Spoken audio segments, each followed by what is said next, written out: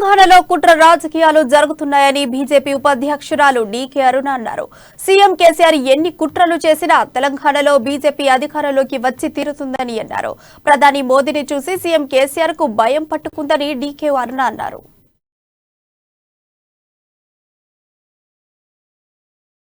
నాయకత్వంలో ఈ దేశం ప్రతి ఒక్కరు ఈ దేశంలో ఉన్నటువంటి ప్రతి పౌరుడు కూడా మన దేశ ప్రధాని నరేంద్ర మోదీ గారి యొక్క పేరు చెప్పుకొని ప్రపంచ దేశాలన్నీ కూడా నరేంద్ర మోదీ గారిని రోజు ప్రతి ఒక్కరూ పెద్ద ఎత్తున కొనియాడుతా ఉంటే ఈరోజు ప్రపంచంలోనే పెద్ద ఎత్తున పాపులారిటీ సంపాదించినటువంటి నాయకులో మొట్టమొదటి స్థానాన్ని సంపాదించినటువంటి నరేంద్ర మోదీ గారి నాయకత్వంలో తెలంగాణలో కూడా భారతీయ జనతా పార్టీని గెలిపించుకుందాం.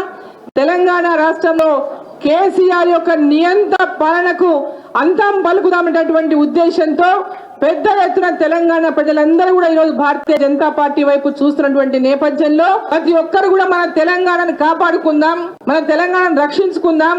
ఈరోజు చూస్తా ఉన్నాం ఏ విధంగా కుట్రలు, కుతంత్రాలు, కక్ష సాధింపులు ఈ రాష్ట్రంలో జరుగుతున్నాయో.